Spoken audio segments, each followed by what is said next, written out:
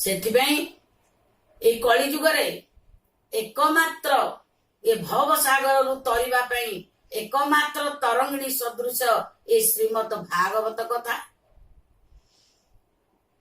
भागवत ज्ञान गंगा जदि आम पाखरे बही जाउची आमे सेठी अवगाहन करिया पई हमको समय नहीं।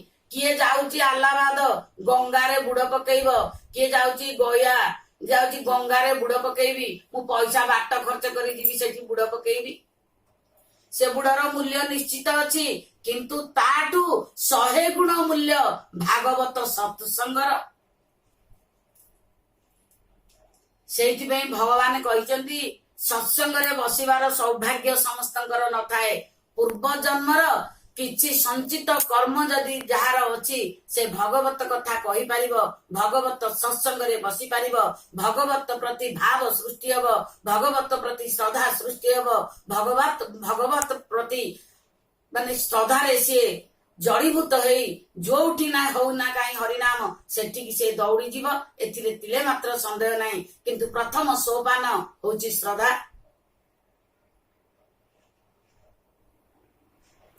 आज मु आपण मान पाखरे भागवतर उपक्रम कहिबी।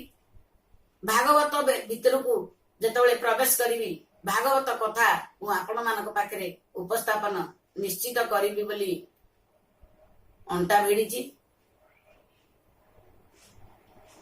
मु एक गृह जंजाल रे पड़ी जाल रे मीन पड़िला भली छटपट होउची, तथापि भगवान दुई पद कथा बही खेल दौची। दुई पद कथा कहया पई जे जोठी डाकुचंती सेठी की मु दौड़ी जाउची।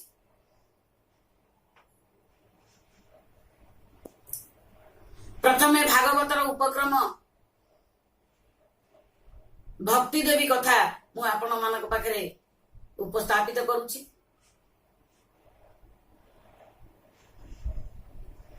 प्रथम भागवत सप्ताह तो हेतिला आपण माने जानिचनी हस्तिनापुर गंगा कूଳରେ शुक्र ताला पाखे सुखदेवंकर तुंड निस्तृत वाणी मुख निस्तृत अमृत वाणी श्रीमद भागवत सप्ताह हेतिला प्रथम भागवत सप्ताह। आद्य भागवत सप्ताह द्वापर जुगरे हस्तिनापुर रे गंगा कूଳରେ सुख परीक्षित संवाद प्रथम भागवत सप्ताह। एमिति 14 भुवन केही गोटिए नथिले जे कि सेठी उपस्थित नथिले। राजा महाराजा देवता गंधर्व किन्नर 14 भुवनर समस्ते सेठी उपस्थित होई भागवत कथा को सुनुथिले। आज भक्ति देवी उपाख्यान भागवतर उपक्रम से 300 वर्ष अतिक्रम करि जाइछि। द्वापर जुग 300 वर्ष अतिक्रम करि जाइछि। कलिर प्रभाव रे परीक्षित राजा को अभिशाप परीक्षित राजा पाइबा जोगु आज सुखदेवंकर भागवत वाणी सुनुचंती। तार 300 वर्ष अतिक्रम कला परे कलिर शासन चलीछि। कली जुगरे शासन रे समस्ते कबलित। नारद थरे भाबिले प्रभु सबुठु श्रेष्ठ पुण्यतया भूमि हेला भारत वर्ष। जहा नाई भारते ताहा नाई मरते, जहा नाई भागवते ताहा नाई मरते। तेणु नारद कहिले मु जाउची भारत वर्ष सबु पुण्यतया तीर्थ मानकरे अवगाहन करी आपण पाखु फेरिबी। नारद आसीचंती भारत भूमि की जेतक पुण्यतया तीर्थ प्रथमे गंगा जमुना गोदावरी सतलुजु कावेरी सरजु गोमती मुख्य मुख्य पुण्यतया तीर्थ मानकरे से अवगाहन करिचंती, किंतु शांति पाई नांती, तांको अशांति लागिची। से देखुचंती ये नदी पठा मानकरे ये पुण्यतया तीर्थ भूमि मानकरे ये कलिहत मानव सबु घर करदेलेनी, खोला खोली करी सबु प्राचीर करी सबु बिल्डिंग स्थापन करि सारलेनी। सेठू मन दुखरे से वीणा बजेई बजेई जाउचंती भगवानकर चारिटिकिया मंत्र को जप करी करी जाउचंती श्रीमन्नारायण नारायण नारायण श्रीमन्नारायण नारायण नारायण हरि नारायण नारायण नारायण भज मन नारायण नारायण नारायण जप मन नारायण नारायण नारायण राम नारायण नारायण नारायण एभली वीणा बजेई बजेई भगवानकर चारिटिका मंत्र जप करी करी जाई पहुंचिले प्रभास तीर्थरे। ता पूर्व भक्ति देवींकर आउरी बहुत कथा अछि से बहुत समय जीव मुख्य मुख्य कथा मु आपण मानक पाखरे उपस्थापित करूची। नारद एभली जाई पहुंचिले प्रभास तीर्थ जे कि आज गुजरात स्टेट रे अवस्थित। प्रभास तीर्थ को जाई से देखिले एक अधा बयसर सुंदरी स्त्री टीए दी पटे जोड़िए लोक अछंती केश परिपक्व चम धुड़ु धुड़ु आखि की देखा जाउनी कानु को शुभुनी अकाल वार्धक्य से दी पटे दी जन बसिचंती आउ से सुंदरी स्त्रींकर चतुर्पार्श्वरे सुंदरी नारी माने बसिचंती से मझिरे बसिथिबा सुंदरी स्त्री की आलट चामर करूचंती। या देखि नारद को बड़ संशय लागिला ये कि अद्भुत दृश्य मु देखुची आज पृथ्वी रे। से प्रथमे पचारिचंती देवी तुमे किए से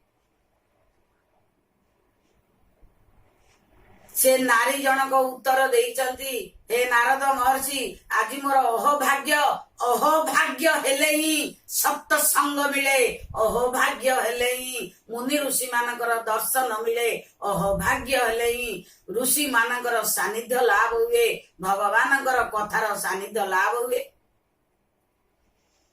तेणु हे नारद महर्षि आज मोर अहोभाग्य मु दुख जंत्रणा रे छटपट हेउची आपण त्रिकालदर्शी भगवानकर मुख्य पारिषद आज आपण मो पाखु आसीचंती मु बहुत खुशी निश्चित मो दुख निवारण हबो बोली मो आशा बांधुची। आग देवी तुमे किए से कुह हे नारद मु होउची भक्ति देवी